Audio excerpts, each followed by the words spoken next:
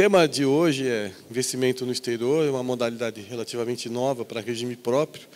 E para poder explicar para a gente aqui como é que faz, o que tem que olhar e as oportunidades que virão, nós temos o Andrei de Melo Moura, ele é economista, técnico de seguro social, e ele é membro da equipe de coordenação geral de contabilidade e atuária em investimentos do Departamento de Regimes de Previdência do Serviço Público. Então, o Andrei é o que fica fazendo relatório contra a gente lá quando tem um problema de desenquadramento, entendeu? Olha bem, tira foto, depois a gente resolve com ele lá para frente. E, como debatedor também, nós temos o Daniel Castro, ele é gestor de fundos da SAM. O Daniel, ele é gestor de investimentos, tá? Desde 2019, então já está craque, né? Atuando anteriormente no BNP, no Itaú BBA, no MAPS e na Fator Corretora. É graduado em Economia pela USP, mestre em Economia também pela USP, possui CGA e vai fazer o CFA nível 2 agora. É estudioso, né? Então, o Andrei vai começar com a gente. Obrigado aos nossos dois palestrantes pela participação. O Andrei vai usar o púlpito. Fica à vontade, Andrei.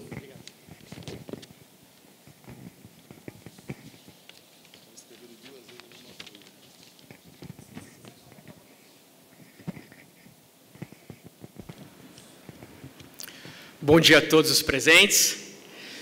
É uma alegria estar aqui com vocês participando deste encontro, organizado pela APPREM, com o apoio da ABIPEM, com o apoio do Ministério da Previdência Social. A gente geralmente fica distante dos RPPS, mas esses encontros a gente pode estar perto, ouvir as dúvidas, regularizar algumas notificações, responder alguns GESCONs e também ter esse contato com vocês é bem importante para a gente também. Tá ok? Vamos lá. Foi nos proposto a tratarmos sobre... Eu estou sem o retorno aqui do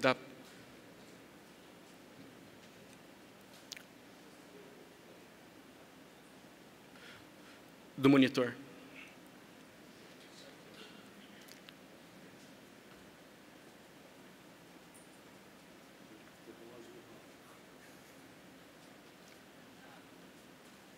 Ok, perfeito.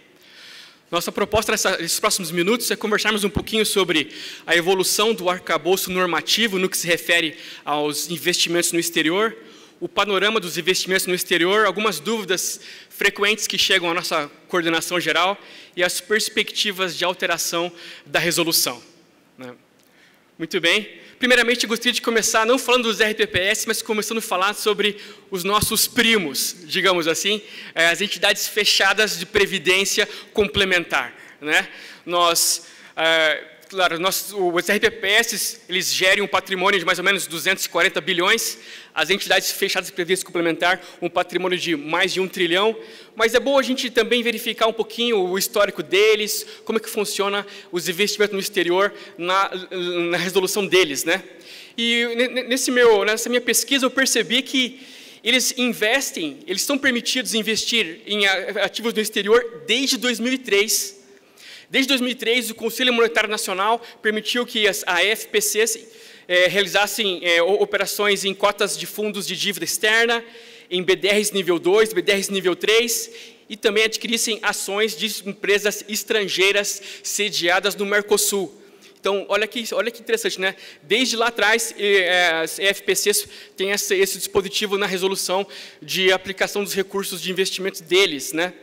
Agora, em 2009, eles tiveram um salto normativo no que se refere ao investimento no exterior. A CMNE permitiu que eles adquirissem cotas de fundos de índice no exterior e ativos do exterior poderiam fazer parte das carteiras dos fundos constituídos no Brasil. Isso ampliou drasticamente o leque dos investimentos no exterior das entidades fechadas de previdência complementar, né? Possibilitando uma maior diversificação, maior mitigação dos riscos, uma oportunidade de rentabilidade em mercados no exterior. Então, essa foi uma evolução que que aconteceu praticamente a partir de 2009, né? E, enquanto isso, o RPPS continuava, em 2009, com a vedação de qualquer exposição a ativos do exterior. Veio a nossa Resolução 3922 de 2010, que também não fez menção alguma sobre essa questão. Agora, em 2017, começou aí a se engatear nesse sentido, essa permissão para os RPPS terem um pouco de exposição aos ativos no exterior. A resolução CMNE 4.604, de 19 de outubro de 2017, permitiu que, na carteira dos fundos, nos fundos de investimento de ações e dos fundos de investimento multimercado, tivessem ativos financeiros do exterior. Só que essa permissão não foi estendida aos fundos de renda fixa, somente aos fundos FIA e os fundos FIM, né? Então, a gente percebe que não houve um alinhamento até 2017 entre as regras para as entidades fechadas de previdência complementar e as regras do RPPS. Lembrando que, em 2009, as EFPCs tiveram esse avanço, e nós estamos já em 2017, e, por enquanto, apenas essa menção bem singela da exposição dos RPPS a ativos no exterior. Só que esse quadro mudou em 2017. Eu acho que o Conselho Monetário Nacional entendeu esse abismo entre esses dois segmentos previdenciários e percebeu que também houve um avanço na governança dos RPPS, no mesmo sentido da governança das entidades fechadas de previdência complementar, e por isso a Resolução 4.695, de 27 de novembro de 2018, veio instituindo agora o segmento de investimento no exterior. Assim como já possuía um segmento na resolução dos RPPS, investimento em renda fixa, investimento estruturado, investimento em renda variável, agora também institui o segmento investimento no exterior. Com a permissão de investimento em fundos de renda fixa, dívida externa, em fundos de investimento com sulfixo investimento no exterior, nos termos da legislação da CVM, e também os fundos de investimento de ações BDR nível 1. Além de estabelecer os limites, né? Os limites de aplicação dos RPPS de 10% do PL dos RPPS, né? Esse foi o grande avanço para os RPPS, poderem ter a oportunidade de diversificarem suas carteiras e ter exposição nesses mercados externos. Essa resolução, ela também revogou a possibilidade de, nos fundos de ações, nos fundos multimercado, de terem suas carteiras ativos financeiros no exterior, mas ela permitiu nos fundos de renda fixa terem em suas carteiras ativos no exterior. Ela revogou praticamente todos os dois dispositivos da resolução de 2017, no que se refere a investimento no exterior. Então, a gente percebe que houve esse avanço, houve esse novo arcabouço normativo que se consolidou, ele se manteve ainda na resolução CMNE 4963, a nossa resolução atual. Então, nós continuamos ainda com esses mesmos ativos lá da resolução de 2018, que são cotas de fundos de investimento de dívida externa, cotas de fundo de investimento com sulfixo, investimento no exterior, e cotas de fundos de ações, ação de BDR nível 1.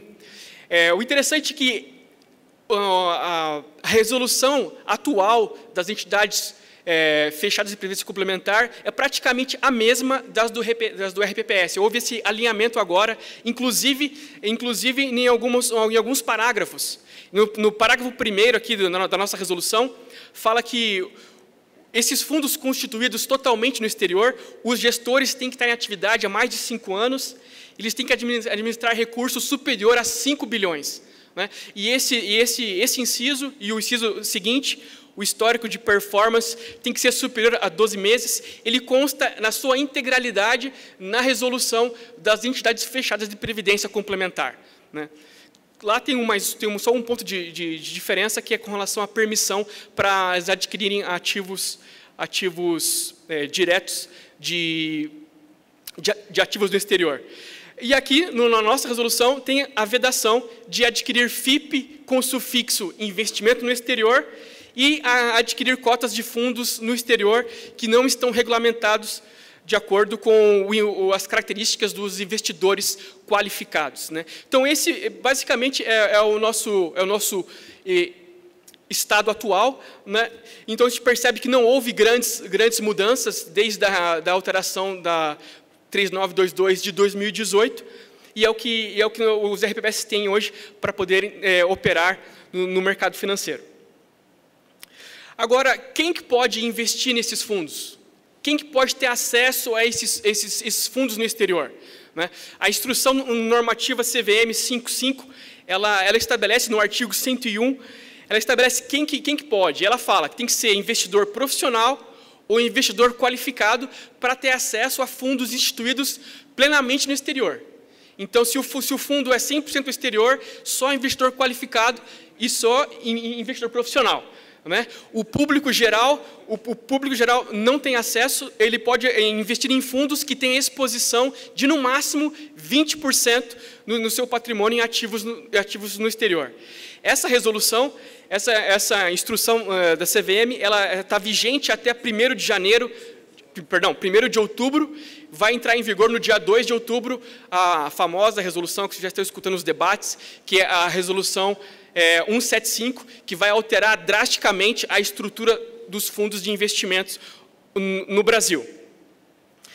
Agora, a CVM, ela não estabelece, ela não determina quem que é investidor qualificado e quem que é investidor profissional. Com relação aos investidores institucionais, ela permitiu que os órgãos reguladores estabelecessem isso, criassem critérios para definir quem que é qualificado e quem é profissional. E essa definição ficou consolidada na nossa portaria 1467, onde o investidor qualificado é aquele que está no artigo 137, é aquele que tem PL de patrimônio igual a 10 milhões ou superior e tem aderido ao Progestão e obtido certificado institucional em qualquer nível. Esse é considerado investidor qualificado. A maioria dos RPPS se enquadram ou nesse quesito, investidor qualificado, ou não tem nesse requisito por não ter a certificação do Progestão nível 1, né? E o investidor profissional é aquele que tem PL de igual ou superior a 500 milhões e tem adquirido Progestão e obtido certificado institucional no nível 4º do Progestão. Nós temos hoje, aí, de acordo com o João e com a Márcia, 3 apenas RPPS que possuem o nível 4º do Progestão, que são considerados investidores profissionais. Então, os outros são investidores qualificados e a grande maioria são investidores público geral, né? Ou seja, então, o RPPS, que é investidor público geral, ele não tem acesso direto a esses fundos constituídos no exterior. E esse é um ponto que a gente tem que considerar quando a gente for realizar a política de investimento, né? A política de investimento é o documento mais importante do RPPS no que se refere à gestão de recursos e, na sua elaboração, tem que ser considerado todos os segmentos disponíveis para a aplicação dos recursos previdenciários. Tem que se considerar todos os segmentos. Eu sei que tem alguns segmentos que ainda não estão em operação, como o crédito consignado, mas a gente tem que buscar, tem que começar a pensar no planejamento de operacionalizar todos esses segmentos. Inclusive, mas eu não tenho acesso a fundos constituídos no exterior. Então, eu tenho que começar a pôr no meu planejamento da política de investimento, aderir a um nível do Progestão para eu ser considerado investidor qualificado e ter acesso a esses fundos constituídos 100% no exterior, para poder mitigar o risco e ter outras possibilidades de rentabilidade, né? E outro ponto na elaboração da política de investimento que deve ser considerado é os objetivos da gestão de investimentos, estratégia de alocação e o cenário interno e externo. Então, o comitê de investimento, junto com o gestor de recursos e com todas as pessoas que participam da elaboração da política de investimento, devem considerar quais são as oportunidades que tem no cenário externo. Quais são as oportunidades que tem no cenário interno? Quais são os riscos do cenário externo? Muitas vezes, o cenário interno pode não estar tão favorável, mas o cenário externo esteja favorável, e isso não está sendo contemplado na política de investimento, porque a gente não tem o Progestão nível 1, por exemplo, aí eu não tenho acesso a esses fundos constituídos no exterior. Então, tudo isso tem que ser pensado, tem que ser discutido, e tem que ser definido na própria estratégia, na política de investimento do RPPS. Muito bem, eu gostaria de apresentar aqui um panorama dos nossos dados extraídos do CADPREV, no que se refere aos recursos de RPPS aplicados nestes fundos de investimento no exterior. Logo quando saiu a norma, lá em 2019, lá em 2018, né? Em 2019, nós tínhamos mais ou menos cerca de 700 milhões aplicados nesses fundos no exterior de recursos oriundos de RPPS. Em 2020, foi um salto para 4 bilhões. Em 2021, foi o máximo da nossa série histórica, foi para 10 bilhões. Isso se deu devido a um entendimento lá na secretaria de que aqueles RPPS que aderissem ao Progestão, eles teriam um prazo para se certificar, e esse prazo ele foi prorrogado, mas nesse percurso o RPPS foi considerado investidor qualificado. E muitos RPPS adquiriram cotas nestes fundos, por isso que teve esse saldo expressivo. Só que daí veio a resolução 4963, em 2021, que alterou um pouco as normas. A ABP, inclusive, enviou um ofício à secretaria solicitando que não seria prudente os RPPS muitas vezes realizarem o desinvestimento devido ao cenário desfavorável do mercado. A secretaria se posicionou que até uma data corte isso estaria ok, mas o RPPS teria que sim que realizar o desinvestimento e teria que sim que adquirir a certificação para ser considerado investidor qualificado, né? De 2022 para cá, a gente percebe que se estabeleceu o volume de recursos de previdenciários nestes fundos no exterior de ordem de 6 bilhões de reais, né? Então, a gente percebe que tem muito para crescer ainda, né? Se a gente pensar que o montante dos recursos de RPPS no mercado é 240 bilhões, se 10% dos RPPS pudessem aplicar, seria mais ou menos 24 bilhões de recursos previdenciários aplicados em fundos no exterior, mas nem todos estão elegíveis para fazer essas aplicações, tem que ainda alcançar níveis maiores de governança, né, para atingir esse outro patamar. Aqui, só uns dados por ativo, né? A gente percebe a evolução por ativo. O ativo mais popular dos RPPS, no que se refere a ativos no exterior, é o Fundo de Investimento Ações BDR nível 1. Esse é o ativo mais popular. Ele alcançou o seu auge em 2021, numa ordem de 6 bilhões de reais de aplicação neste ativo, né? E em 2023, caiu para 3,4 bilhões.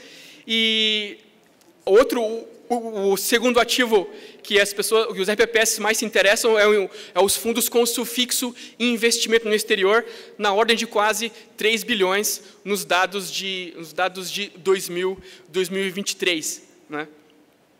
Então, a gente percebe que quais são os ativos que o RPPS está buscando no mercado, de acordo com a rentabilidade obtida e a meta atuarial, né? Agora, algumas dúvidas que chegam lá na nossa coordenação, via GESCOM, geralmente, ou às vezes até via WhatsApp, chegam umas dúvidas no que se refere às categorias de BDR, BDR nível 1, nível 2 e nível 3, se elas são investimento no exterior, se elas são investimentos domésticos, né? Então, nós temos uma nota técnica que a gente esclarece esse assunto, a nota técnica número 12, de 2017, onde a gente trata essa questão. A BDR nível 2 e BDR nível 3 são consideradas ativos locais, elas possuem registro na CVM, e a BDR nível 1 são considerados ativos no exterior. Então, isso é um ponto pacífico, tem a menção nessa nota, e também no link Tira Dúvidas lá no nosso site, com relação a esta questão. E, recentemente, nós recebemos uma consulta referente aos limites de aplicação em BDR de ETF. BDR de ETF, né? E daí nós fomos buscar na legislação, na CVM, onde se enquadraria. A pergunta foi no seguinte sentido: a BDR de ETF, ela está sujeita ao limite do segmento de renda variável de 30%, ou ela está sujeita ao limite do segmento de investimento no exterior de 10%. Né? E daí nós fomos procurar na legislação da CVM, encontramos esses dois ofícios circulares que caracterizam BDR de ETF é considerado um ativo nacional, um ativo local. Né? Agora, conversando um pouquinho antes aqui da palestra com o Daniel, que é gestor de fundos, indiretamente, talvez você pode estar acessando esses mercados já, né? Então, o Daniel vai falar mais sobre o assunto, mas interessante que quem não consegue investir em fundos constituídos exclusivamente no exterior, muitas vezes pode ter uma exposição em BDR de ETF, conforme o artigo 8º, inciso 2º da resolução CMNE 4963. Então, só essa aqui uma dica para os RPPS. Né? E, muito bem, agora, tá, tudo isso que eu falei, grande parte do que eu falei, vai mudar a partir de 2 de outubro de 2023, né, com a entrada da resolução 175. Nós temos lá na Secretaria um grupo de trabalho, onde o João representa a ABPEM, o Daniel também é membro, representando a APPREM, eu participo do grupo como suplente.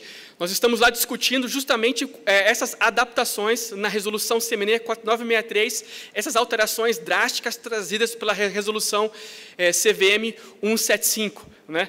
Então, esses termos, por exemplo, fundos com sufixo no exterior, não vão existir mais, porque ela meio que equiparou essa nova resolução os ativos no exterior a ativos nacionais. Esse tópico ainda, nós vamos discutir esse assunto nas reuniões futuras do grupo.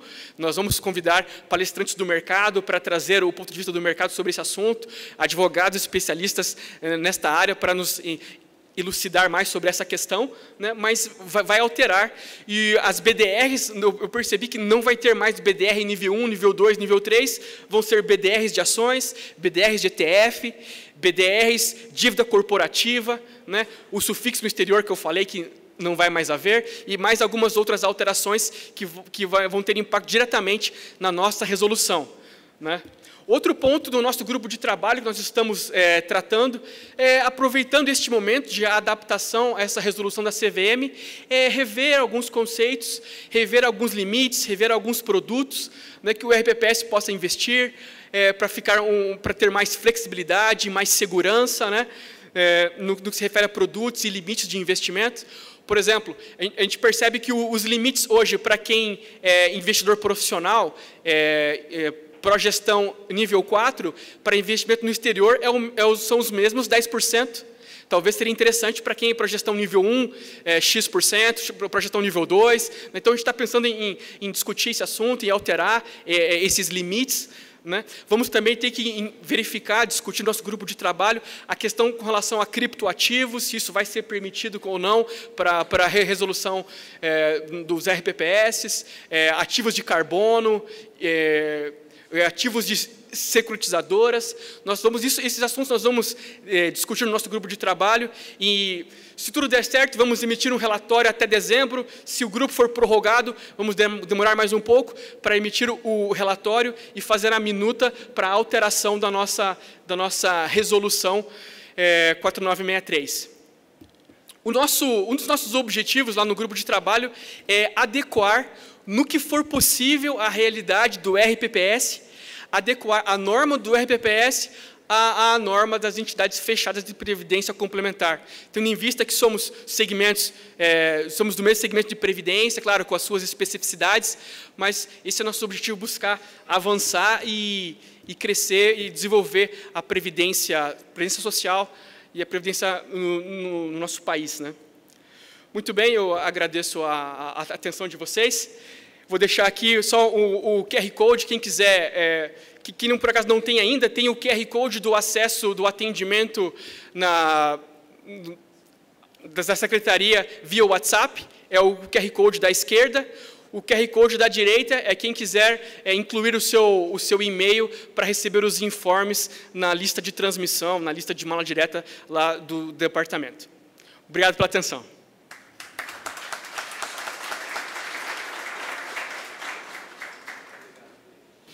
Muito obrigado, Andrei. Muito esclarecedor. Agora nós vamos ouvir o mercado, né? Então, Daniel, por favor. Obrigado. Bom, obrigado, pessoal. Obrigado pelo convite. Obrigado, João. Excelente palestra, Andrei. Pô, muito esclarecedor, gostei bastante. Ajudou até... Eu tenho uma outra visão, né, desse assunto. E me ajudou bastante também para entender um pouco mais sobre a legislação. Hoje eu vou falar sobre investimento no exterior e aí eu vou falar sobre a perspectiva de mercado. Então, estou ali entrando mesmo nos ativos, no efeito da diversificação, na composição de portfólio. Vai ser uma palestra bem interativa, então vou precisar da ajuda de vocês em alguns momentos, tá? E aí vamos conversando, tá? É uma conversa. Então, vamos lá. Meu nome é Daniel Castro, sou da Santander Asset. E aí, a primeira questão é a seguinte: diversificação é importante? O que eu gostei, o que eu quis fazer aqui com esse slide, eu queria colocar uma pergunta mesmo. Porque a gente sabe que diversificação é importante, já essa é a resposta. Mas eu queria lançar essa pergunta para vocês também, tá? E aí a gente tem esse mar tumultuoso atrás, né, nessa figura, e aí a gente se pergunta, diversificação é importante. Por que tem esse mar aí? Porque o mercado, a gente sempre vai ter incerteza, a gente sempre vai ter volatilidade. Então, se a gente conversar com qualquer economista, ele vai virar para a gente e vai falar, ih, Daniel, pô, tá difícil, tá? É muita incerteza para frente. Ele nunca vai falar que está certo o cenário para frente. É sempre incerteza. Isso sempre tem. Isso é o normal. O mar é revolto, tá? Então a gente está navegando nesse mar atualmente. E o que eu gostaria de trazer com essa imagem é que é o seguinte, pessoal: o Brasil é uma gota no oceano de investimentos internacionais, de investimentos mundiais. O Brasil é uma gota. O Brasil é 3% do PIB mundial. O que isso significa? Significa o seguinte: se todo mundo pegar e produzir a produção mundial do planeta inteiro, do ano inteiro, 1% é o Brasil. E os 99% restantes? Vêm de outros países, vêm de outros mercados. E renda fixa? 2%. E renda variável? 1%. O Brasil é um traço no dinamismo mundial que a gente tem, tá?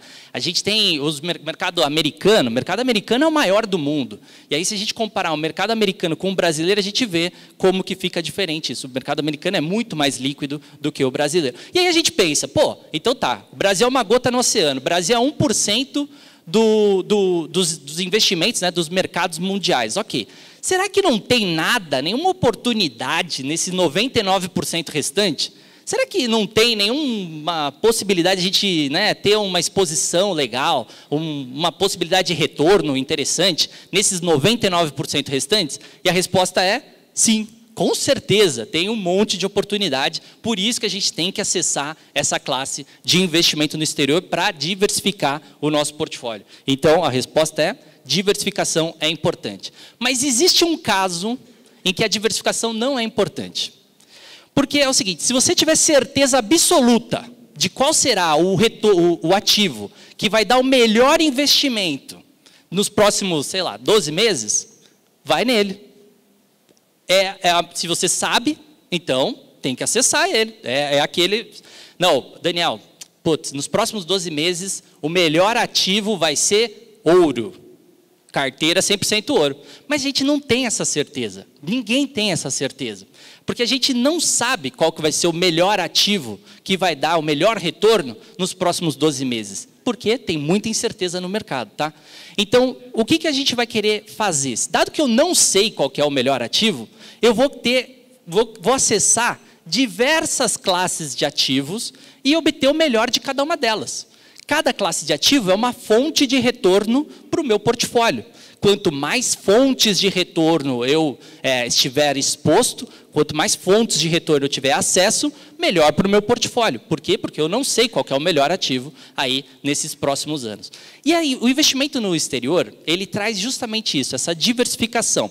Ele é uma classe de ativos muito profunda, é uma classe de ativos que tem muita coisa dentro dela. A gente consegue ter uma diversificação regional, né? Então a gente consegue acessar Estados Unidos, Europa, Japão, China. A gente consegue ter uma diversificação setorial. Quando a gente compra o Ibovespa, né, o Índice de Ações Brasileiros, quando a gente compra o Ibovespa, o que a gente está comprando? A gente está comprando um monte de commodities, mais petróleo e bancos. Ok, tudo bem, se eu tiver uma visão positiva com commodities, com minério de ferro, Ibovespa, ok, tá certo. Mas quando a gente compra o S&P, ou então quando a gente compra o MSCI World, né, os índices lá dos Estados Unidos, ou o índice de ações mundiais, o que a gente está comprando? A gente está comprando tecnologia, empresas de TI, a gente está comprando empresas de comunicação, a gente está comprando também uma parcela de bancos. Então, olha só que engraçado. Enquanto commodities é a maior alocação no investimento nacional em ações, tecnologia é a maior alocação no investimento lá fora. E qual que é no Brasil, quanto que a Bolsa Brasileira tem no setor de tecnologia? 1%. 1% da Bolsa Brasileira, do Ibovespa, é dentro desse setor de tecnologia. E lá fora, 25%. E aí a gente olha no nosso celular, olha no nosso computador, Microsoft, celular Apple, tem Nvidia, que é explodiu essa ação, Meta, que é Facebook, que é WhatsApp. Todo mundo está consumindo essas empresas. Quais serão as empresas que vão ter uma boa performance para frente? É a empresa que a gente consome, não é? É a gente que define, né? É engraçado pensar nisso, né? Que somos nós que definimos quais as empresas que vão dar certo. Porque são as empresas que a gente consome, os produtos que a gente consome, essas empresas que vão para frente. A gente está consumindo um monte de tecnologia. E aí a gente vai ficar... Se a gente só tiver Ibovespa na carteira, a gente não vai ter nada de tecnologia, né? Vale a pena ter essa diversificação setorial também. Diversificação cambial, cada investimento lá fora vai ter a sua própria moeda, as moedas se correlacionam e se movimentam ali de acordo com as suas informações, os seus dados econômicos. Além disso, momento macro, né? E aí vale a pena a gente vestir aqui o chapéu de economista. Eu acho que hoje, em 2023, a gente está vivendo algo muito único. Que dentro do planeta Terra, na verdade, a gente tem 3 planetas dentro do planeta Terra. Como é que é isso? É o seguinte, nos Estados Unidos, ele está subindo juros com a inflação controlada e crescendo pra caramba. Esse é um planeta Estados Unidos, é muito particular dos Estados Unidos isso. E a Europa? A Europa está com os juros subindo ainda, a inflação que está mais ou menos ainda está acelerando e com o crescimento meio na lama. E o Japão? O Japão está com a inflação alta, mas espera aí, eles gostam de inflação alta. Olha só como é muito diferente. Enquanto tem gente combatendo a inflação, tem gente que está fazendo festa porque está com inflação alta.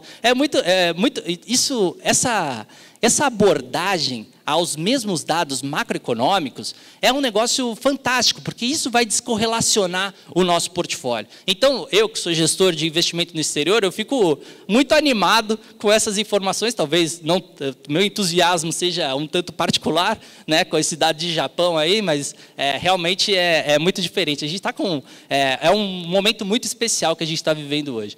A gente tem a diversificação também de tamanho de mercado, tá? Como eu comentei, o Brasil ali é uma gota no oceano, e a gente também tem essa possibilidade, dentro da composição de um portfólio de investimentos, de uma diversificação entre as visões dos gestores. Então, por exemplo, se a gente tiver uma solução via fundo de fundos, a gente consegue compor ali o portfólio com diversos gestores. Aí, por exemplo, vai ter o gestor Daniel, que tem uma visão de mundo, monta uma carteira. Mas aí a gente pode ter um outro gestor, seja do Santander ou de outra gestora que seja, com outra visão de mundo, outra carteira. Quanto mais visões de mundo nós tivermos no nosso portfólio, melhor, porque a gente vai ter também esse efeito de diversificação entre os próprios gestores, que é fantástico também. Eu gosto muito dessa solução de fundo de fundos, tá? E aí vem uma pergunta para vocês, que é o seguinte: como é que vocês estão com a perspectiva de médio prazo? Então, é uma pergunta, é uma interativa, eu vou fazer 3 perguntas, tá? Aí vocês levantem a mão, tá? Quem quiser, claro. Então é o seguinte, eu quero saber de vocês, quem é que está muito otimista ou moderadamente otimista? Ou seja, está olhando para os dados e acha que as coisas, pô, tem uma luz no fim do túnel. Essa taxa de juros não vai ficar alta para sempre. Poxa, o S&P tem toda a chance de retomar sua máxima histórica. Quem é que está otimista aí com um médio prazo? Levantem a mão. Tem bastante gente otimista, muito bem, excelente, muito bem. E aí, quem que está pessimista? Quem que acha que não, pô, o S&P está caro, essa taxa de juros aí acho que vai ficar longa por bastante tempo, a inflação vai ser mais pegajosa mesmo, ela veio para ficar. Pessimista, quem está muito pessimista ou moderadamente pessimista? Tem gente pessimista? Pode levantar a mão também, se tiver pessimista. Tem algumas pessoas pessimistas, beleza. E aí tem o pessoal do neutro também, tá certo. É isso, pessoal. O que eu vou defender agora é uma perspectiva otimista com o futuro, tá? De fato, eu tô otimista com o futuro, tá? Eu acho que a gente está vendo atualmente essa proximidade do fim do ciclo de aumento de juros. Então, os Estados Unidos tem mais de 1 ano que ele está subindo juros, o Brasil também. O Brasil já começou a cortar os juros, né? Nos Estados Unidos, a gente pode até ter mais uma alta de juros, mas a expectativa é que fique nesse 5,5 mesmo.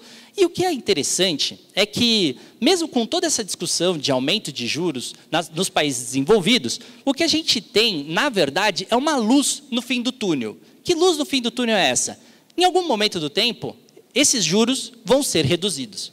E o mercado acredita nisso, e o Fed também, que é a autoridade monetária dos Estados Unidos, também acredita nisso. Todo mundo sabe que esses juros vão cair em algum momento do tempo. E a perspectiva é que seja até no ano que vem. Então, o mercado, ele acaba... 2023 foi um ano está sendo um ano bem diferente, porque apesar das autoridades monetárias dos países desenvolvidos estarem subindo juros, o mercado está em festa. O mercado está tendo uma excelente performance. A S&P está rodando aí quase mais que 15% no ano. Tá? E aí, poxa, um momento de alta de juros e as ações globais se recuperando, como que é isso? Porque todo mundo sabe que no fim do túnel a gente vai ter esse corte de juros. Isso é muito importante. Essa luz no fim do túnel é um ponto que baliza o mercado. Então, o que a gente está vivendo, na verdade, a gente sabe que vai ter esse corte de juros nesse médio prazo. E a gente, ao longo desse ano, também vimos que o risco de recessão nos Estados Unidos, a maior economia do mundo, essa recessão está ficando cada vez mais longe. Em novembro de 2022, a expectativa de recessão era eminente. Então, você falava com os economistas e eles falavam, não, trimestre que vem, recessão, sem chance. E aí o tempo foi passando, os dados econômicos vieram excelentes, surpreendendo todo mundo, e aí essa recessão foi ficando cada vez mais longe, e aí eles vieram, então a recessão é no segundo trimestre, não, a recessão é no fim do ano, não, a recessão é só em 2024, e agora já tem gente falando que não vai ter recessão nenhuma. Então, Estados Unidos crescendo, muito bem, obrigado. Crescimento é importante para investimento em ações, para investimentos em geral. Além disso, os investidores estrangeiros, quando eles olharam para a taxa de juros elevadas, o investidor estrangeiro, né, ali você tem o pessoal de Madrid, né, até é engraçado, eles não estavam acostumados, né, com uma taxa de juros alta, né, uma taxa de juros de 4% para eles, né, era assim, fantástico, meu Deus, 4%, fazia 10 anos que estava em zero, e agora o banco está pagando 4%, excelente. Aí fizeram fila no banco para fazer depósitos a prazo no banco lá na Europa, né? Nos Estados Unidos a mesma coisa. Nossa, 5,5% de taxa, passou 10 anos a zero, excelente, 5,5%. Vamos aproveitar esse boom da renda fixa. E o que aconteceu? O investidor estrangeiro foi lá e preferiu renda fixa à renda variável. Resgataram de renda variável, aplicaram em renda fixa. Do ponto de vista de portfólio, é claro que faz sentido. E do ponto de vista do investidor, o que importa é o apetite de risco, com certeza. Mas está todo mundo desbalanceado. O que eu quero dizer com isso? É o seguinte, se o investidor estrangeiro voltar para o investimento médio dele, na média, ele vai ter que reduzir a alocação de renda fixa e aumentar a alocação de renda variável. Uma parte desses investidores já fizeram isso, uma parte já fez. E aí já estão mais balanceados. Mas falta muita gente ainda para fazer. O que isso significa? Isso significa que enquanto os juros estiverem baixando, vai ter mais gente entrando em renda variável. Então isso vai dar um suporte aos preços. Esse argumento, para mim, é um argumento matador, é um argumento de posicionamento. Para mim, esse é o argumento que me deixa otimista com ações globais no médio prazo. Vai ter muita gente entrando ainda. Então, o investidor internacional, ele vai precisar sentir no extrato, poxa, a renda fixa deixou de dar 4% ao ano, quando os juros começarem a cair em 2024. Deixou de dar 4% ao ano, o que eu vou fazer? Eu vou migrar de volta para a renda variável. Quando isso acontecer, os preços vão reagir, os preços vão ter suporte. Por isso que eu estou muito animado agora. A gente tem que estar alocado em investimento no exterior antes desse movimento, para pegar justamente esse movimento na nossa cota. Então, por isso que esse é o argumento que me deixa otimista aí com ativos de ativos globais no médio prazo. Além disso, a gente tem também lucros e receitas das empresas, né? As empresas vêm surpreendendo na margem, e nessa última divulgação de resultados também surpreenderam com lucros e receitas melhores do que o esperado, né? Então, as empresas estão muito bem, obrigado. Isso aí, você vê recorde aí de lucros ocorrendo, bons resultados, surpreendendo positivamente. Isso dá suporte também para ações globais. Mas não dá para viver apenas de investimento no exterior. Quando a gente fala sobre investimento no exterior, a gente também fala sobre câmbio. Um assunto que é espinhoso, câmbio. Mas a gente não consegue... Investimento no exterior, a gente tem que falar de câmbio, não tem jeito. E aí, hoje o dólar está 4,90. A última vez que eu olhei, não vi a abertura de hoje. Mas estava 4,90. E aí, a minha pergunta para vocês é a seguinte. Daqui a 3 anos, 3 anos, hein? Longo prazo. O que vocês acham que vai estar? Como é que vai estar o câmbio daqui a 3 anos? Será que vai estar 5,90 ou será que vai estar 3,90? Quem que acha aí que o câmbio daqui a 3 anos vai estar mais próximo dos 5,90? Levanta a mão. Bastante gente. Quem acha que daqui a 3 anos o câmbio vai estar 3,90? Alguém? Também tem gente. Perfeito. Ótimo. Porque dependendo dessa resposta, a gente consegue fazer a opção entre fundos de investimento do exterior com proteção cambial ou sem proteção cambial. Não é isso. A gente imprime na nossa definição de investimento o que a gente acha que vai acontecer com o câmbio. E aí tem argumento para os dois lados, tá? Tem argumento para quem acha que vai para o 5,90 e tem argumento para quem acha que vai para o 3,90. Tudo bem, tá? O fato é, a gente vai ter que ter essa posição dolarizada. Uma parte, e por que vale a pena a gente ter essa alocação com risco cambial? Por que vale a pena? Por que vale a pena dolarizar, né, ter exposição em moeda forte de uma parte do nosso portfólio? Porque eu sei que, e por que não também, né? Vamos lá, tem argumento para os dois lados. Eu sei que se você tiver uma exposição em moeda forte, ou seja, se você tiver uma exposição no portfólio dolarizada, isso vai funcionar como um seguro em momentos de estresse local. Quer comprar um seguro barato? Compra dólar. É assim que funciona. Como é que... Vou colocar de outro jeito. E bem simples. É o seguinte, sabe aquele dia que deu tudo errado na sua vida? Pô, chegou para pegar o elevador já tinha ido embora, pisou na poça d'água, o chefe brigou com você, deu tudo errado na sua vida. Pois é, às vezes o mercado é assim, dá tudo errado. Então a curva de juros abre, a bolsa cai. Pô, esse dia é péssimo, né, para as nossas posições. Mas, em geral, nesse dia, o que a gente precisa? A gente precisa de um amigo para dar aquele suporte. O amigo é o dólar, o amigo é a posição dolarizada. Quando a bolsa cai, quando a curva de juros abre, em geral, nossas posições dolarizadas aparecem no extrato com um retorno positivo. Tá? Não é sempre que acontece, mas é a maioria das vezes. Então, o dólar tem esse efeito de seguro. Quando tudo dá errado, a posição dolarizada rende positivo. É justamente isso, é ter um seguro na nossa carteira para momentos de estresse. E aí a gente tem o ponto de vista de investimentos, né? Se eu estou aumentando o risco de mercado, vale a pena a gente aumentar o hedge, porque eu tenho mais coisa. Se eu estou duplicando a minha casa, eu tenho que fazer um seguro da casa maior. né? Então, se eu estou aumentando o risco de mercado do meu portfólio, aumento o hedge. E se eu estou reduzindo? Marquei tudo na curva. Reduzi o risco de mercado do portfólio. Perfeito, reduz o hedge. É claro. Eu tenho uma casa muito menor agora, eu não preciso me proteger tanto assim. Então, funciona para os dois lados, tá? Se você está aumentando o risco de mercado, aumentando as posições ali marcadas a mercado, vale a pena aumentar o hedge. Se não, reduz o hedge. E aí é o seguinte, e mesmo para quem optou ali pelo 3,90, tá? Não quero ter exposição cambial, não quero ter exposição cambial no meu portfólio, tudo bem, ou já tenho o suficiente, também ok. Eu posso optar o investimento no exterior redeado, né? O investimento no exterior sem exposição cambial.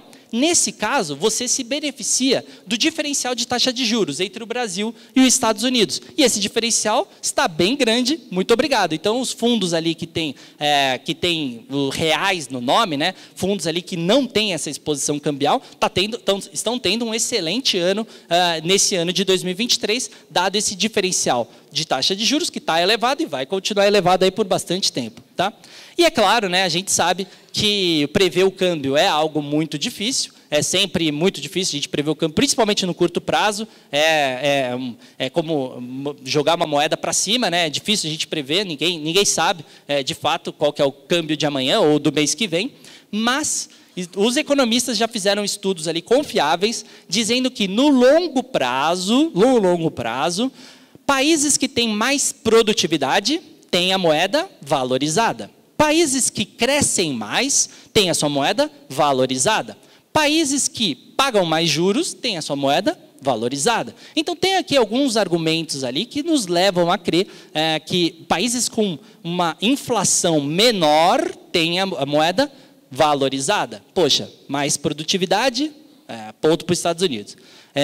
Mais crescimento, atualmente, está meio empatado, mas talvez no longo prazo, dada a produtividade, ponto para os Estados Unidos. Inflação, não, essa sem dúvida, ponto para os Estados Unidos. Se bem que agora está invertido, né? A gente está até dando um show de inflação aqui no Brasil. Mas no longo prazo a gente sabe, lá a meta deles é 2%, a nossa meta é 3%, né? Ponto para eles. Agora, juros a gente tem aqui no Brasil, então ponto para o Brasil. Tem argumento aí para os dois lados, mas em geral, no longo prazo, a gente sabe que o câmbio ele tende a se desvalorizar, tá? E aí eu quero fazer aqui um exemplo aqui de imaginação para vocês, tá? Essa aqui é uma parte bem técnica, depois a gente vai circular essa apresentação. Mas vamos lá. Imaginem esses ativos, tá? Então o que a gente tem? A gente tem aqui 3 ativos, o ativo A, o ativo B e o ativo C. Não sei se ficou pequeno para vocês, peço desculpas por isso. Perfeito.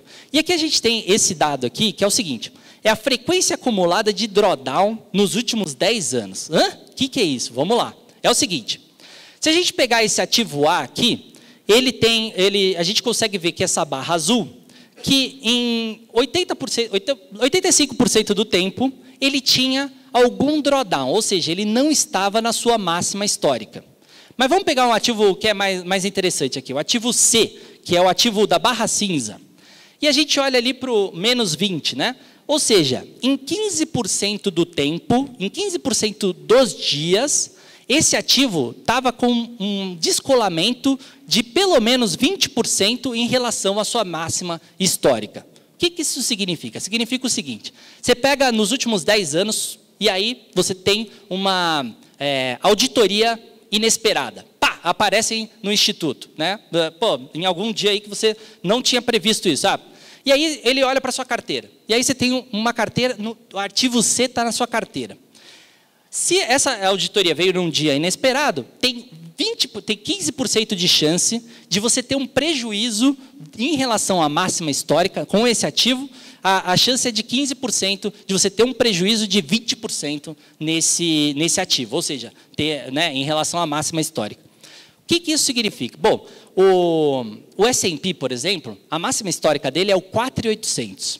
Hoje, ele está negociando mais ou menos no 4.500.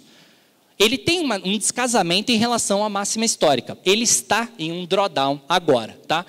Então, é mais ou menos isso aqui que significa essa análise de drawdown. Então, esse ativo C aí tem uma grande chance de ter um drawdown bem elevado. Perfeito, é verdade. E aí tem uma outra comparação, que é o seguinte. Pô, retorno de 12 meses para trás versus o retorno do CDI 12 meses atrás. E aí, como é que a gente lê isso? É o seguinte, eu vou pegar essa tabelinha ali do canto direito, que já dá um resumido, que é o seguinte, nos últimos 10 anos, o retorno de 12 meses do ativo A, ele ficou 38% do tempo acima do CDI. Nos últimos 10 anos, o ativo A ficou 38% acima do CDI. E o ativo C? O ativo C ficou 59% acima do CDI nessa janela de 12 meses. Então, olha que doido. Muito bem. O ativo C é o ativo que tinha ali o maior drawdown. É verdade, né? Que tinha o maior descasamento em relação à máxima histórica. Mas também ele é o ativo que ficou mais tempo acima do CDI nesses últimos 10 anos. E olha só que legal esse ativo C. O ativo C, ele tem uma correlação negativa com o ativo A e uma correlação zero com o ativo B. Como que lê essa tabela? É o seguinte, quanto mais alto for os números do miolo da tabela, mais parecidos são os ativos. Então, esse é um número que vai de -1 a +1, e a gente vê ali que o ativo A e o ativo B é 0,5, são ativos relativamente parecidos.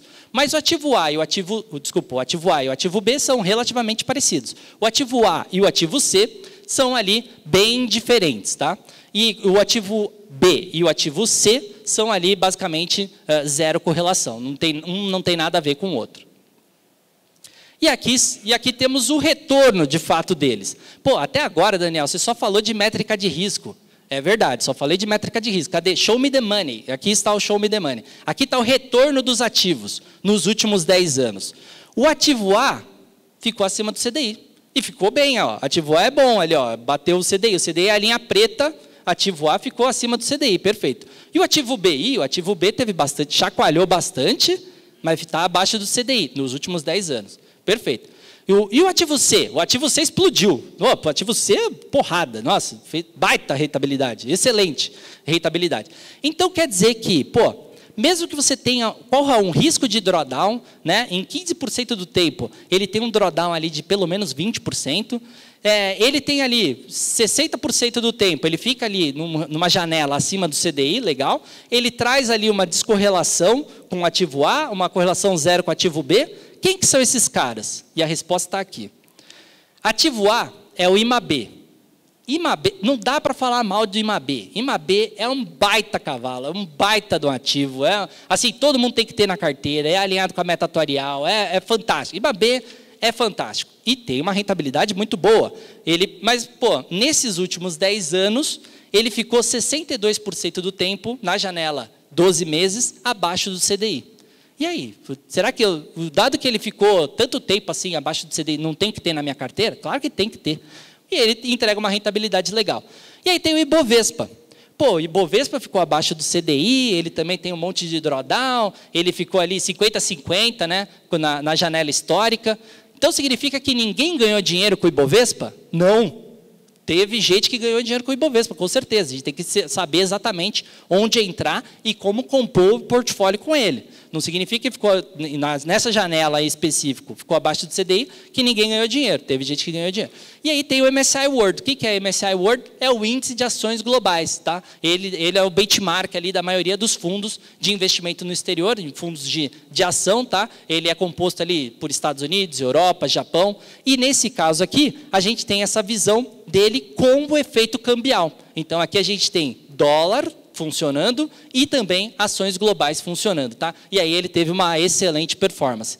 Mas, para a gente ter essa performance, a gente tem que segurar que, se bater uma auditoria ali num dia aleatório, a gente vai ter ali 15% do tempo de ter um drawdown na nossa carteira de 20%. Por isso que a gente tem que estar, isso é o mais essencial, vou aproveitar esses 2 últimos minutos para reforçar isso, que é justamente, a gente tem que estar alinhado o perfil, o apetite de risco com a nossa carteira de investimentos. Porque se a gente não tiver esse alinhamento, a gente corre o risco de entrar na alta e sair na baixa, perder dinheiro. Isso é péssimo. A gente tem que ter um pensamento de longo prazo. Esse aqui é o essencial. O ativo, apesar do drawdown, tem uma descorrelação que é bem interessante, tem uma frequência de retornos que é bem legal também. Ou seja, Olha que legal, né, esse gráfico, né, de frequência de retorno. Né? Numa janela de 12 meses, o ativo C, em 20% do tempo, ele está com uma rentabilidade negativa. Poxa, será que vale a pena ter um ativo no meu portfólio que em 20% do tempo está com uma rentabilidade negativa na janela de 12 meses? Claro que vale, dado que ele entrega o retorno no longo prazo com descorrelação. Esse aqui é super técnico, tá? Matei vocês de TED, desculpa, mas eu acho que é uma visão que tem pouca gente que apresenta, queria apresentar nesse fórum, e vou ficar aqui à disposição para as dúvidas. Muito obrigado.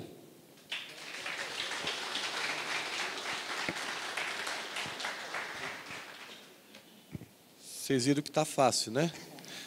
Pessoal, a gente combinou aqui de abrir perguntas para vocês, então aqueles que quiserem fazer pergunta para qualquer um dos dois palestrantes ou alguma consideração, a palavra está com vocês.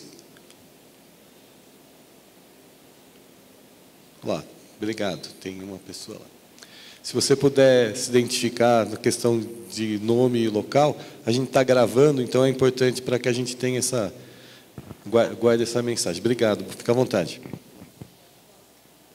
Bom dia. Sou a Sara de Santo André.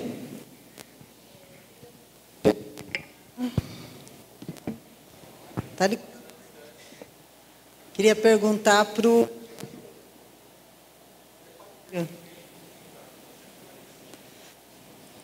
Mais perto? Aqui, pegou. Andrei, lá com relação aos desenquadramentos, tem a nota técnica, que a gente tem 6 meses para enquadrar de novo. Qual que é a questão? A gente tinha o Progestão, nível 1, tenho vários investimentos no exterior. Ok, não renovamos, porque a direção tentou entrar com um nível superior. Ia pegar o nível 2.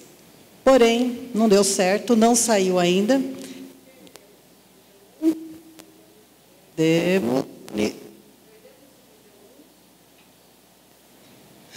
Certo. Vamos lá.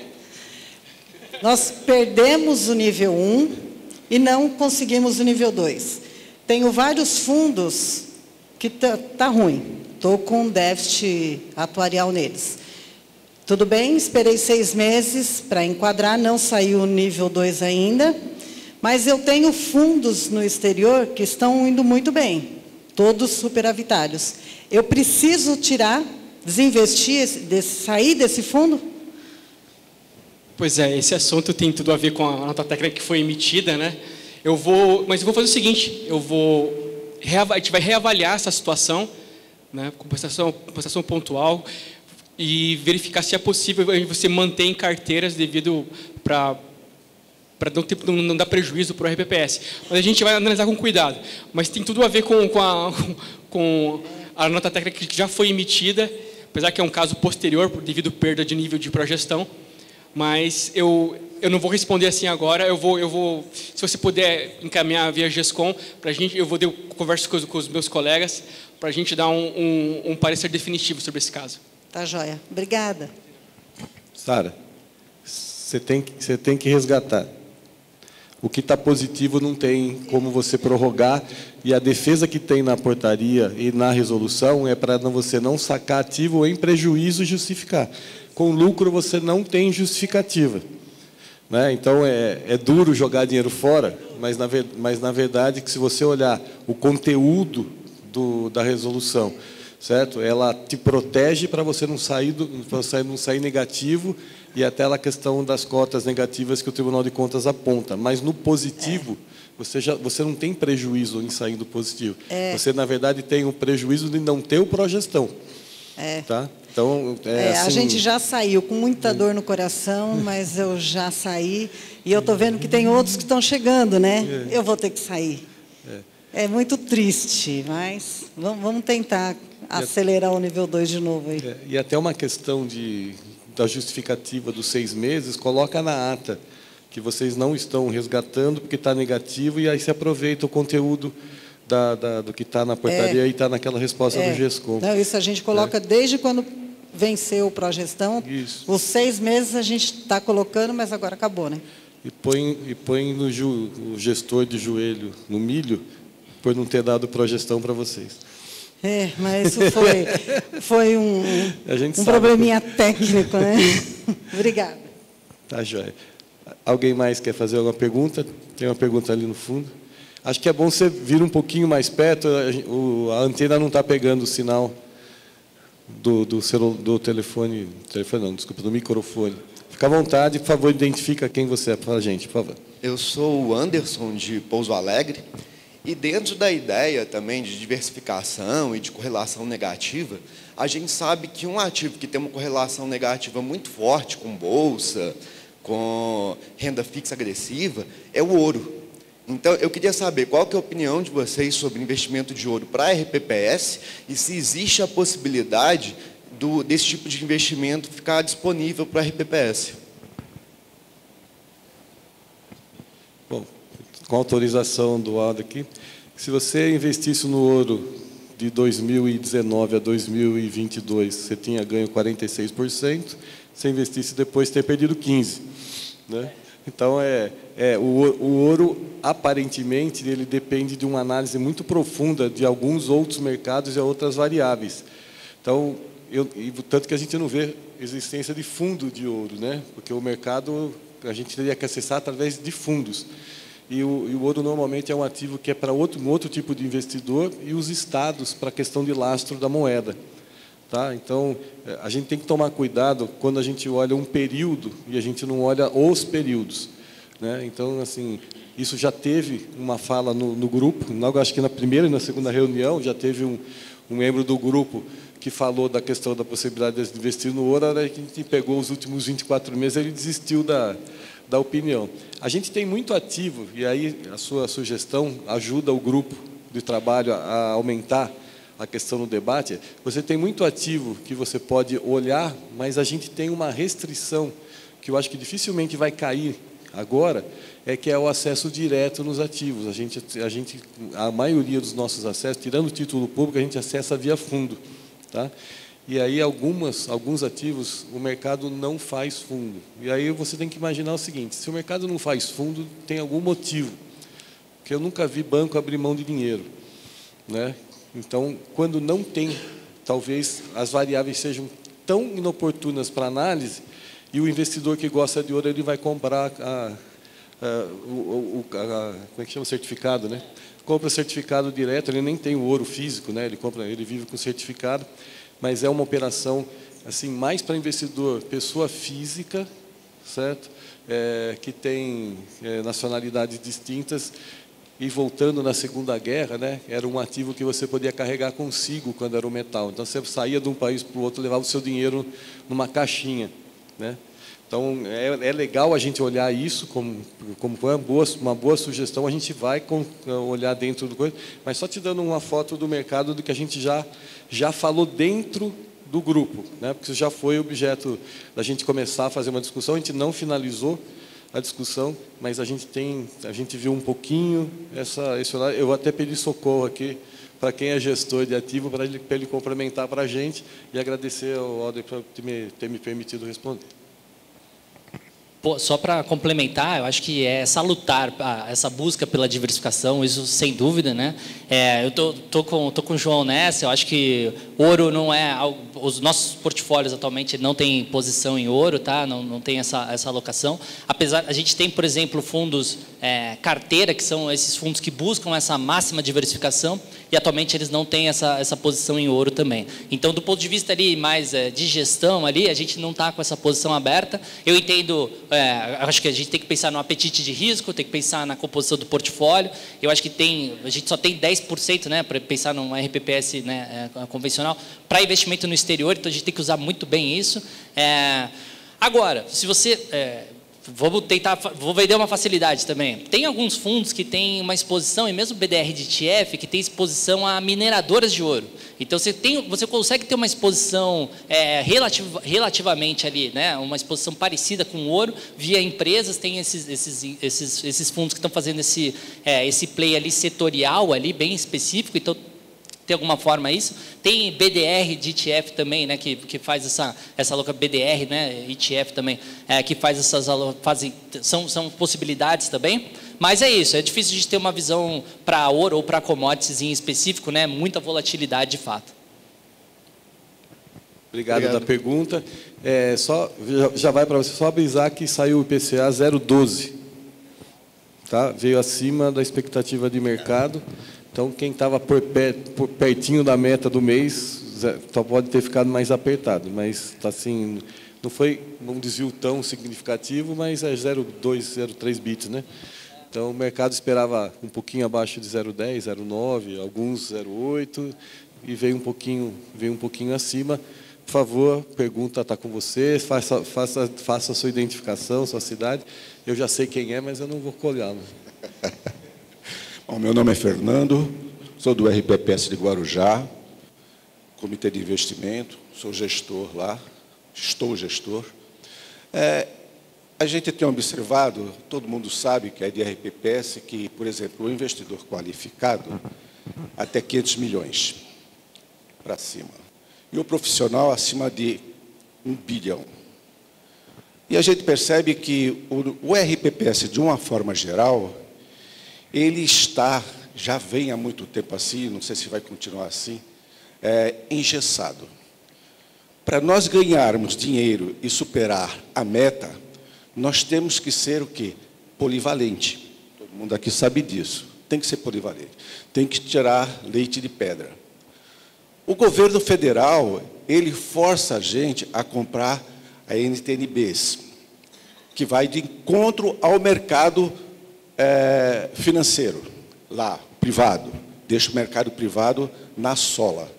Tem gente aqui que deve ter 50%, 60%, 70% do seu portfólio agregado ao NTNB. Enquanto isso, os fundos de investimento, de uma forma geral, da iniciativa privada, elas ficam à deriva. O nosso mercado, quando vocês falam que ele é pequeno, ele não é pequeno, ele é para baixo de pequeno. Porque nós não temos a possibilidade, não nos dão a possibilidade de fazer investimento aonde a gente acha que deve fazer investimento, que vai tirar o leite dessa pedra. Eu acho que, de uma certa forma, o processo trabalha contra nós. Trabalha contra nós. Por quê? Porque tem muito RPPS aqui que tem mais de R$1 bilhão em caixa e não é considerado profissional, investidor profissional. Eu acho, do meu ponto de vista, eu acho um absurdo. Nós temos que mudar esse paradigma. E quem vai mudar esse paradigma são aqueles que estão lá em cima, com a força da gente aqui embaixo, cutucando essa onça. Porque eu acho não dá para entender um negócio desse. Você fica com um valor enorme em caixa e você só pode estar restrito a fazer aporte em determinados ativos que o governo, de uma forma geral, o setor, não permite que você saia do qualificado para o profissional. Eu acho que teria que ser feito alguma coisa para mudar esse tipo de situação. Porque eu acho que, da forma como está, a gente não consegue ganhar dinheiro, bater meta e etc. Cada vez que passa, a meta se torna maior. E um dos itens que a gente vê é o seguinte: se você bater meta no ano, 0,15% já se agrega à meta do ano seguinte. Não é isso? Por 4 anos seguidos, né, dos 5. Quer dizer, se torna mais difícil você chegar lá. Queria uma opinião de vocês. Obrigado. Eu queria compartilhar a experiência de investidor profissional. Jundiaí é investidor profissional há 5 anos, né, que é o primeiro Progestão nível 4. De todos os fundos que nós temos na carteira, nós só temos um fundo de investidor profissional, que é um FIP, que faz operação um pouco diferenciada, mas a gente não tem esses ativos sobrando no mercado. Então, a questão do profissional, do ponto de vista do investidor pessoa física, ela está relacionada à capacidade financeira de perder o dinheiro que tem. Tá? Então, o investidor profissional para o banco é aquele cara que ele não precisa nem dar explicação. Ele vai lá, escolhe o ativo que quiser, perdeu. e é uma característica um pouquinho diferente para nós. Quando você olha, tanto nas instruções da CVM, quando você olha na questão dos fundos, o investidor profissional pede as garantias. Então, Jundiaí, quando entra num fundo, todas as garantias que os outros investidores têm, que é dada pela CVM dentro da regulamentação, nós não temos. Tá? Então, se tiver algum equívoco na questão do ativo, o problema é meu. Então, a gente tem que tomar muito cuidado quando o volume não corresponde à qualificação. Então, para regime próprio, a questão ela tem que ficar muito presa na qualificação, e é por isso que foi buscado dentro da estrutura do pró-gestão. Tá? A diferença que a gente tem, Jundiaí, dos nível 3, algumas vezes é um pouquinho mais de acesso em estruturados. Então, podemos ir até 15, outros podem ir até 10. Mas quando você olha a indústria, certo? Raramente um gestor de regime próprio está passando de 3% em fundo estruturado. Então, eu acho que a gente tem que ter um reflexo e ter um outro olhar também, Fernando. Nós temos que pensar em todos. Tá? Quando você pensa, estou pensando como a Bipem agora. Eu não posso olhar para Guarujá, que vai se qualificar, mas eu tenho que olhar para aquele cara lá no fundinho do sertão, que se ele tiver liberdade, talvez ele não tenha capacidade de escolha.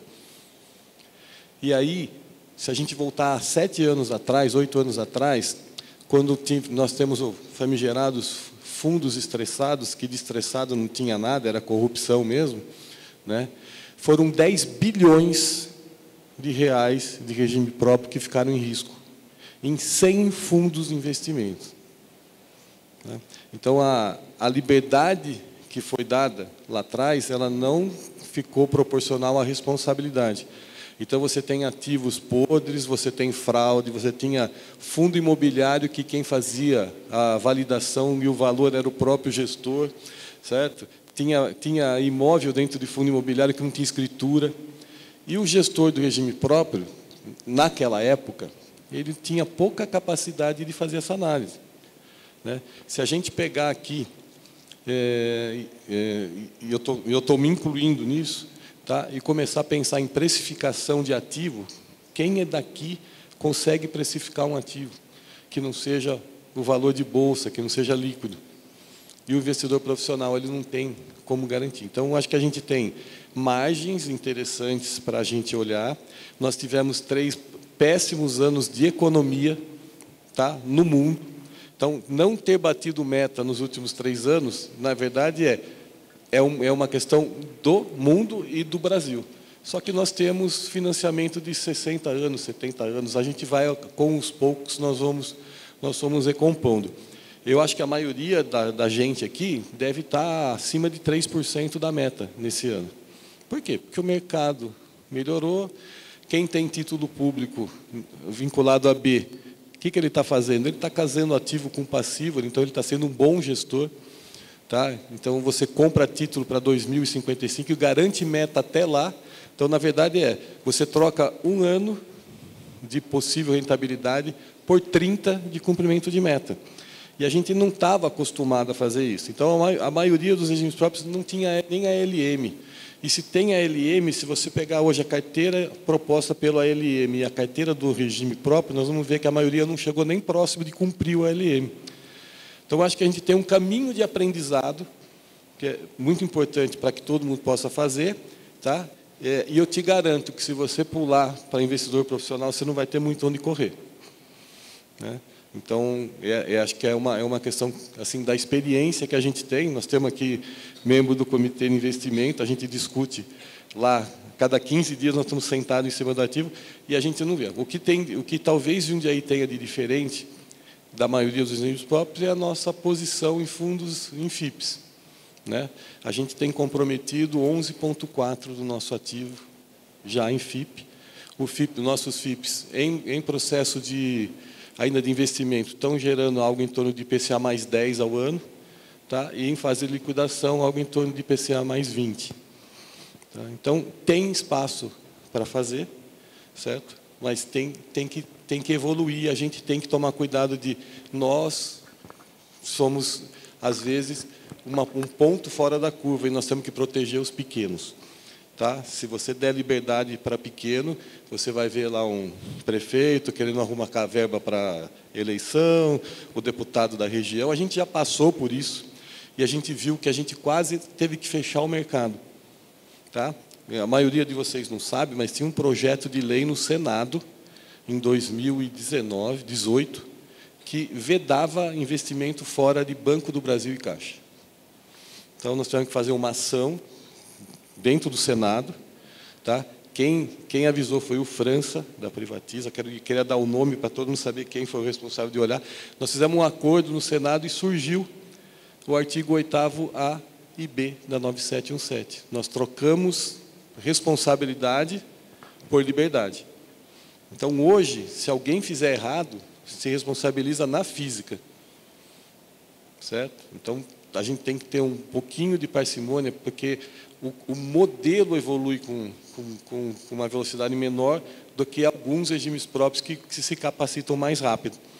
Mas a gente tem que olhar pelos mais de 2.000. E aí, quando você vê quanto você pode expor o pequeno, e se você começar a ter um monte de problema, fatalmente vai ter uma proposta de fechar os regimes próprios. E aí a nossa liberdade, às vezes, não pode ser tão grande que o pequeno não consiga alcançar. Então, é uma visão difícil, e você tem razão do ponto de vista de vocês, tá? Mas vocês estão fora da curva do que é um regime próprio normal. Então, quer adiantar? Tira o Progestão número 4, que eu tenho certeza absoluta que vocês conseguem. Certo? E aí você vai ver que a diferença é muito pequena. É muito pequena. Assim, a gente não tem nada. Talvez a diferença que esteja lá é um amadurecimento nessa área de estruturados. Fora isso, está todo mundo fazendo muito parecido um com o outro. Tá? Assim, é a minha experiência que eu estou te passando. Eu não estou dizendo que está certo ou está errado, mas são os pontos que a gente tem ponderado nas nossas reuniões. Eu vou passar para os amigos aqui para poder dar a opinião deles também. Andrei? Não, é só isso mesmo, como o João enfatizou. Infelizmente, a norma só pede realmente que tenha o PL mínimo, mas também tenha a certificação. Né? E a gente sabe do esforço dos RPPS para conseguir essa certificação. A gente está aí, tendo uma palestra no outro auditório, infelizmente no mesmo horário, mas uma palestra com a Márcia, da comissão do Progestão, justamente para elucidar e sanar todas as dúvidas nesse sentido e incentivar os RPPS a adquirirem pelo menos o nível 1 do Progestão para serem considerados investidores qualificados e conseguirem acesso a outros produtos. Né? Pessoal, nós estamos a 2 minutos de encerrar o horário. Alguém mais quer fazer alguma pergunta, sugestão, consideração, crítica? Então, em nome da APPREM, eu gostaria, primeiro, de agradecer a possibilidade de estar aqui com vocês, coordenando, tá? Ao Andrei, que tem sido aí a máquina que move o grupo de trabalho, é ele que pauta, é ele que discute, e tem sido um grande prazer poder ter trabalhado com ele com essa visão que ele está trazendo, né? O jovem sempre traz uma visão mais interessante do que aquele que fica lá reclamando a vida inteira, né? Então, vocês esperem boas decisões, esperem que tudo vai ser debatido, está sendo ouvido o mercado, está sendo ouvido a Ambima, a CVM, está todo mundo sendo ouvido, inclusive os regimes próprios. Toda reunião tem sempre um regime próprio convidado, os regimes próprios são maioria no grupo, então é muito tranquilo que a gente vai conduzir. A gente está... Mandem para a gente, o Daniel, o presidente da APPREM, é membro do grupo, mandem para o Daniel sugestões, mandem para mim sugestões, que a gente carrega, e eu tenho certeza que o grupo vai querer analisar. E também a experiência do Daniel, gestor, ele não quis falar, mas, na verdade, gestores que têm um pé lá fora, para fundo do exterior, eles têm uma visão muito diferente, porque eles conseguem acessar todos os mercados num clique. Então, quando vocês forem escolher, olhem bem o que vocês estão olhando e comparem a capacidade do gestor. Tá? Então, aqueles que têm o pé lá fora têm mais informação do que aquele que simplesmente faz a ponte para um fundo que está escolhido aqui. A todos, muito obrigado. A gente está encerrando no horário, uma pausa para o café e depois a gente tem a palestra lá para terminar e os sorteios. Obrigado a todos, está encerrada a palestra.